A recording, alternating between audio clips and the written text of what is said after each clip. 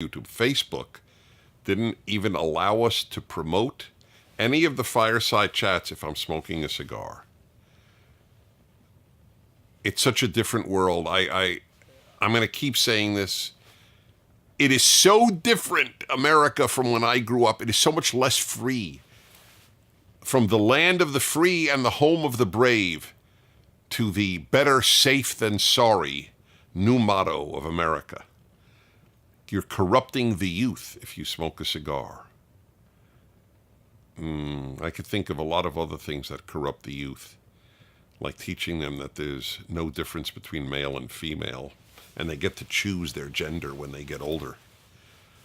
That's a little more corrupting and depressing than a cigar. But anyway, that's the way it is. Hi, everybody. Great to be with you. I just flew in. No rest for the wicked. I used to say no rest for the weary, but it's for the wicked. But I'm not wicked, and I still get no rest. So what are you going to do? Well, this was some dramatic day in American history. I don't get to say that very often, but it was. The hearing with Judge Brett Kavanaugh and his accuser. And if you haven't had a chance to see, there are 5 minutes I'd like you to see. Just 5 minutes. Excuse me. 5 minutes from the proceedings. It was pretty much all day long. First, the accuser, Dr. Ford, spoke, and then Judge Kavanaugh in the afternoon. And I'd like you to watch Senator Lindsey Graham of South Carolina, who is not a firebrand, who has been a Republican, who actually was best friends with John McCain. So he's not in the Trump camp, but he's a deep man. I've always felt he was a deep man, whether I agreed with him or not. And today my suspicion proved itself to be accurate. He said it was truly a dark day. It was the worst day in American politics in his lifetime. I'm virtually correctly, word for word, but it's not exactly the words, but that's the essence of what he said. That's a big deal, and it is. The decline in American life is so dramatic and steep, it's depressing, and I don't want to depress you, especially you who are young. You have a whole lifetime to look forward to as Americans. If you're American, many people watch across the world, but as America goes, I think a lot of places will go, I'm afraid to say. So he had never quite seen this. The smearing of this man's reputation, I'm not saying she's lying. How do I know? I don't know if she's lying. I don't know if he's lying for all intents and purposes. So what do you do if you have two people saying the opposite thing? You simply look at evidence. That's all you do. That's all we have. That's all we humans can have, right? Common sense and evidence. Is there anything to substantiate her claim? No. Now, do I believe that she believes what she said? It's hard for me to believe that somebody could act so pathologically, and that's what it would have to be. I just don't. I admit it. I think it's mistaken identity, or she has created something in her mind. I don't believe she's sitting there thinking, oh man, I know this never happened, but I'm going to fool everybody. I don't think that. All right? So that puts that to rest. Do I believe he did it? There isn't a fiber in me that believes that he did what he's accused of doing. Because human beings don't work in a way that is against everything that they have lived as, but one time. It just doesn't work like that, especially in the sexual arena. People who do things do it to multiple people. The other charges I'm not going to even mention, because even the New York Times said there was not a single human being to substantiate any of them. And now a true lowlife, the lawyer for the who's the porn actress again? Stormy Daniels. Her lawyer was It says he was part of a gang rape train. Whew. What's next? Did he gas Jews during World War II? I mean, it seems like there's no limit to what can be thrown at the poor man. And I say poor man because to have your name ruined after you've led such a good life, it's not easy to lead a good life. It takes a lot of work to lead a good and honorable life. 36 years later to say something you did in high school? Whew. And we're supposed to believe this is the defining character issue of the man? I have long believed we all have moral bank accounts. I have believed this for decades. I have written about it. I have broadcast about it, lectured about it. Every one of us has a moral bank account.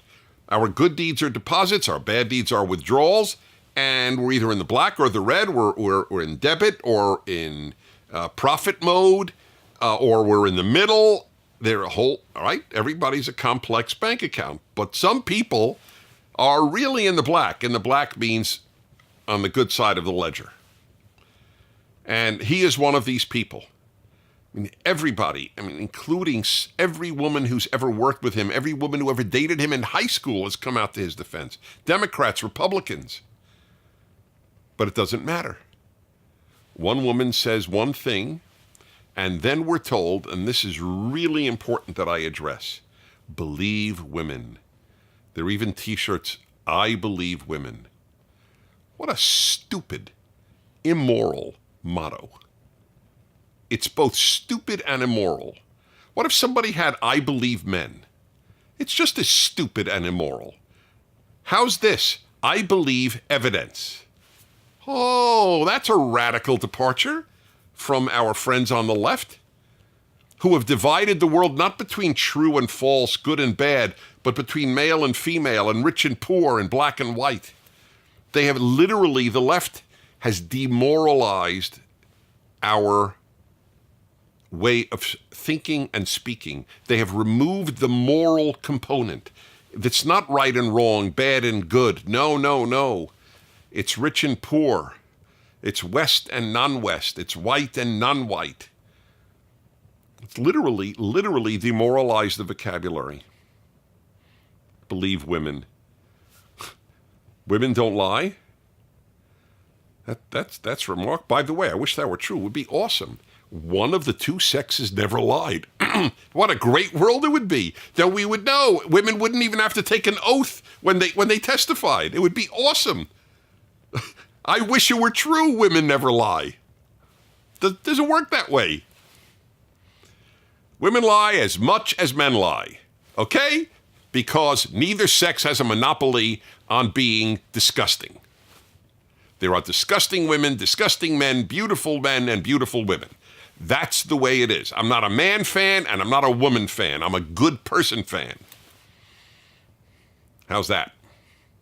That's what we should all be. You don't root for a gender. You don't root for a race. You don't root for a class.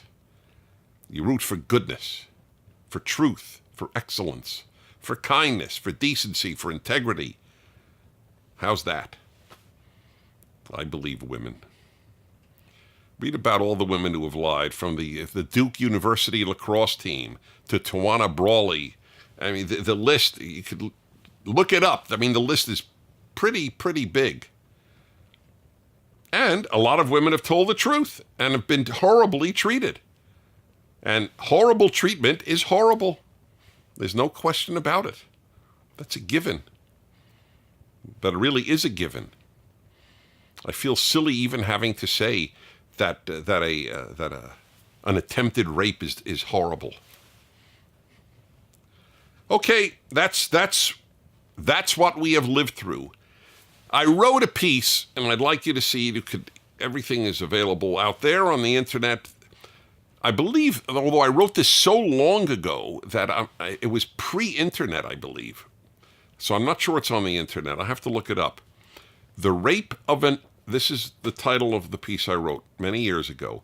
The rape of a name is also a rape.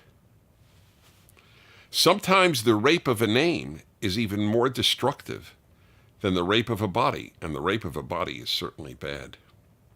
And sometimes the rape of a body is much more destructive than the rape of a name. I understand that. But the rape of a name, you know what I wonder about all these people who were cheering on dirtying this man's name? Do they have husbands? Do they have fathers? Do they have brothers? Do they have sons? It's hard for me to understand how people could want to smear a man's name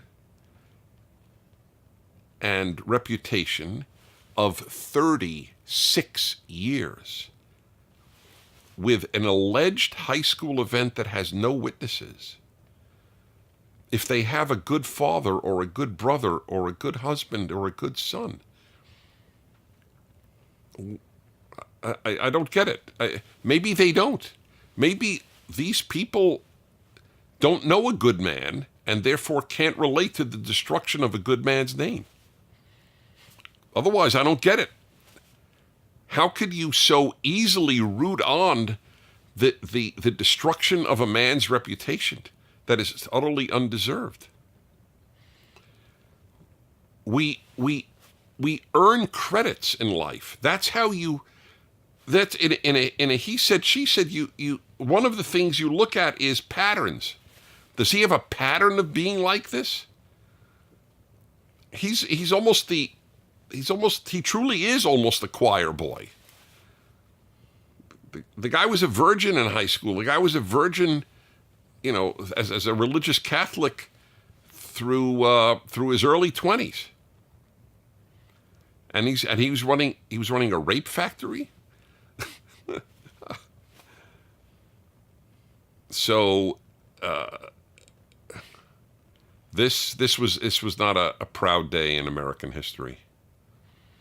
Just because a woman makes a charge doesn't mean that you slow down the mechanics of a Supreme Court justice or anybody else. Anybody could make any charge. As you well know, anybody can. He had 6 FBI checks. And by the way, they said, let's have an FBI investigation on this. What are they going to come up with? The press, which is more effective than the FBI in finding witnesses, found nobody. The New York Times wouldn't, to its credit, it wouldn't even acknowledge the veracity of the other accusations made against Judge Kavanaugh, saying they could find no one, not one witness to substantiate it. And there's one of the women who made the charge, the second of there were 3 charges now. The second charge admitted, look, my memory is faulty, but after 7 days with Democratic Party lawyers, she decided to come forward. But there's still nobody to corroborate any of it. So it was not a good day. My heart broke for the guy. But I've known my whole life, unlike Kavanaugh, and a lot of Republicans, I know how mean the left is. Just mean, plain mean. Not liberals. Liberals are naive. Leftists are mean. Do conservatives ever go into a restaurant and start screaming at Democrats? Like leftists go into restaurants and scream at the Republicans? Do conservatives ever close down bridges for their causes? Never. There's no moral balance here, right and left. The left is uglier. There are ugly people on the right. There's no question about it. But as a movement, it's much easier to believe, oh, the middle is where all of truth and goodness lies, but it's not really true. The left is a threat. I have made this case. Whatever the left touches, it ruins. Economies, religions, children, music, art, literature. Boy Scouts. There are forces of chaos and disorder, and there are forces of order. And the left represents the force of chaos. It is unbelievably easier to bring down than to build. Barack Obama said it right before he was elected in 2008. He announced to a big cheering audience, "We are 5 days away from fundamentally transforming the United States of America." That's a scary proposition, fundamentally transforming the United States of America. It's a pretty good place. But a place of 320 million people is going to have, if 10% of the people aren't good, that's 30 million bad folks. There are bad people in America. But it's fundamentally a good place for everybody, every color, every gender. Anyway, that's another subject for another time. It was not a proud day. He didn't know what hit him, the judge. That was clear.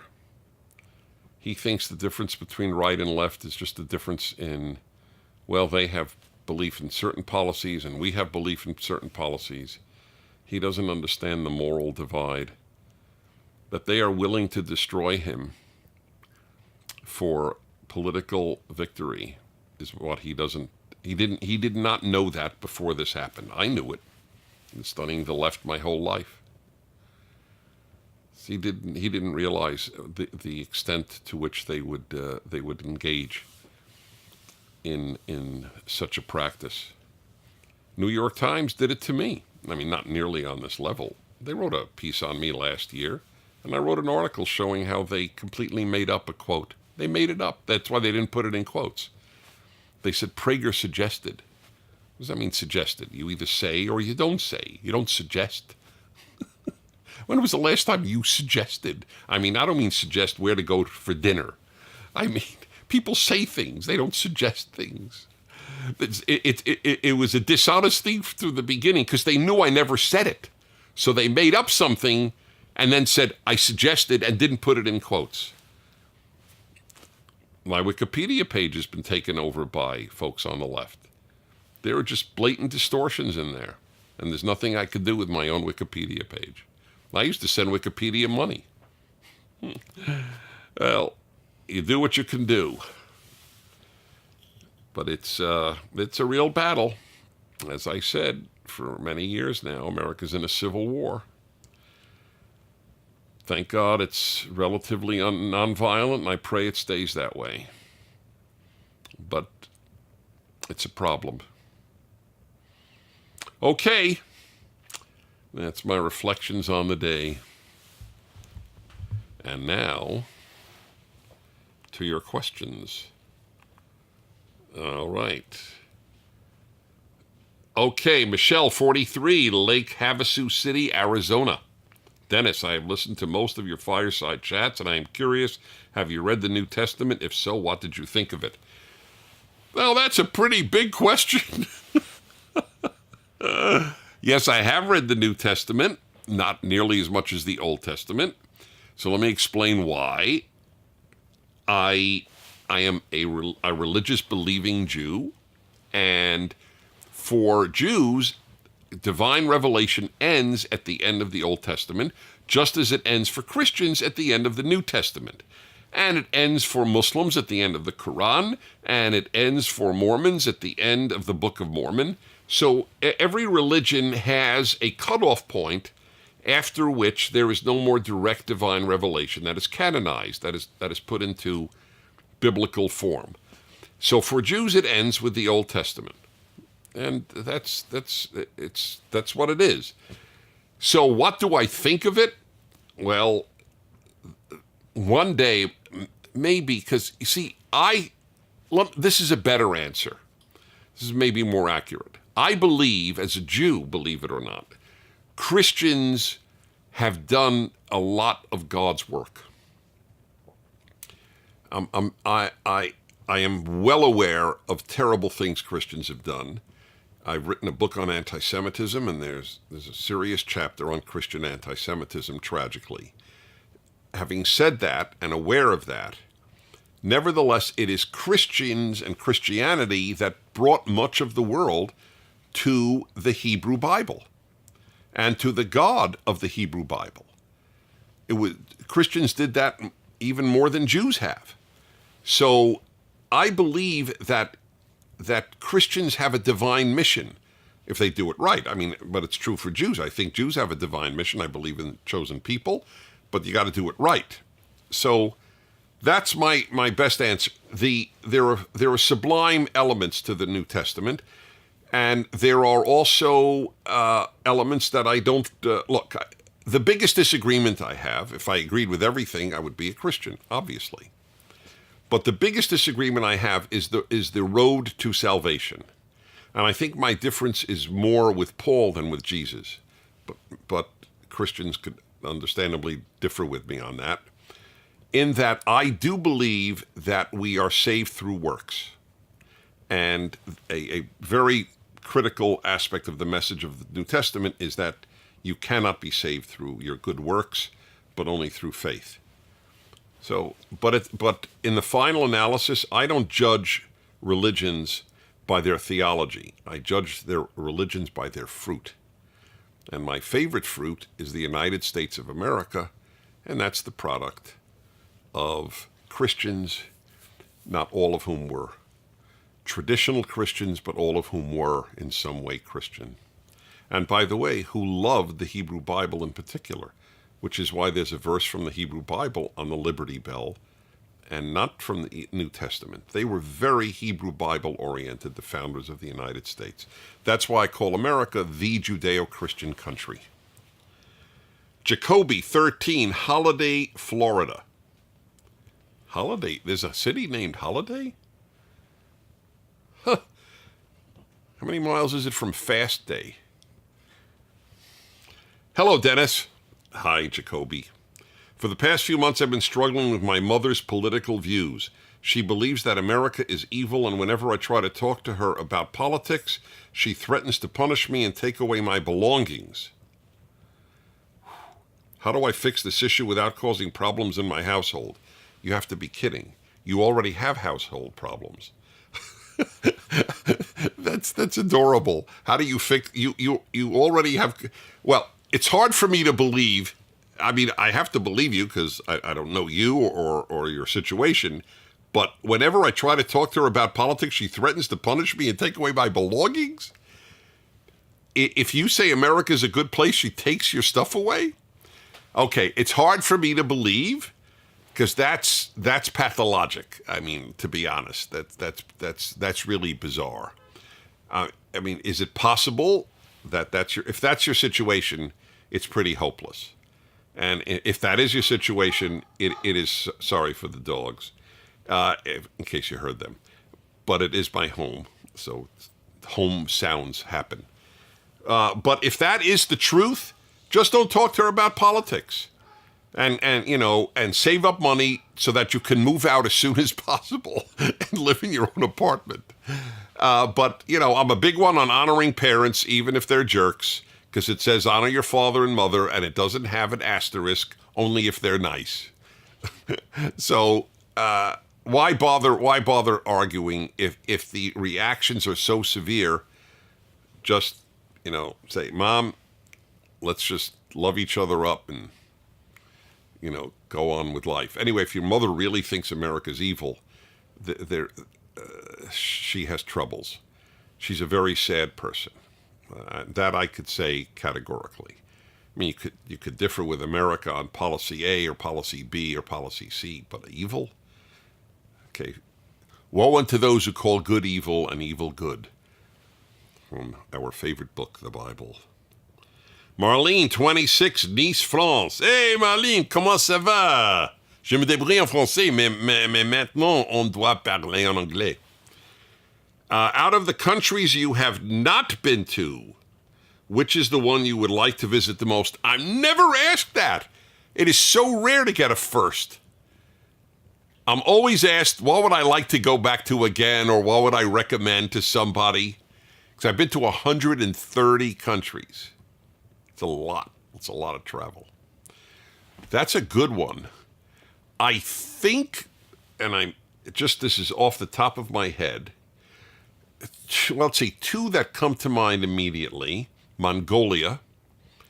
I just have a fascination with Mongolian culture, and I'd love to see the Gobi Desert. And the other is Rwanda. I've been to 20 African countries, but not in Central Africa.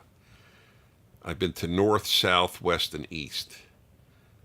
And Rwanda has that phenomenal refuge for gorillas, which must be something incredible to see.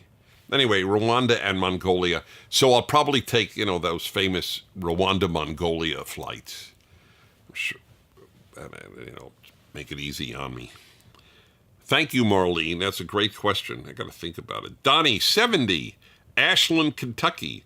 What is the root cause, the basic reasons that the Palestinians do not want Israel to exist? ISLAM. That's the root cause. Because the traditional Muslim belief is that if a place has been under Muslim control, it can never revert to any other religious control. That's it. That's the root cause. So it doesn't matter. For most Palestinians, if Israel were as big as Brooklyn, they would still want it destroyed. There's no room for a non-Muslim sovereign state in the Middle East in most Palestinians' views. And it's sad, but it's the truth. Watch my PragerU video on the roots of the Middle East problem. By the way, if it changes, there'll be peace in a week. The day Palestinians say we recognize the right of a Jewish state to exist in the Middle East, there'll be peace in a week. Kevin, 63, Nashville, Tennessee. We still live in a country where 3 individuals have more net worth than half the population. Bezos, Gates, and Buffett. Is that true? Those 3 have more net worth than half the population? And I'll take your word for it. One of Marx's criticisms of capitalism was the existence of extravagant wealth and extreme poverty in the same system. That gap is rapidly expanding today. My question is, how do we fix the shrinking middle class? Okay, we don't have extreme poverty in the United States. It is exceedingly rare. People living under you should look up the statistics for people living under the poverty line. How much, quote unquote, wealth they actually do have. I'm not claiming they're wealthy, but they live like the middle class lived a generation ago. Most have cars, most have an apartment, many have a home, people have air conditioning, people have, of course, smartphones, they have meals, they have medical care. Poverty is a relative term. The American poor are not abject poverty. So, does it bother me that Bezos, Gates, and Buffett have so much money? Well, it bothers me in this regard, because it gives them so much power that I don't want them to have. Because they're not going to use it for the values that I care about. The extreme wealthy in America overwhelmingly tilt left.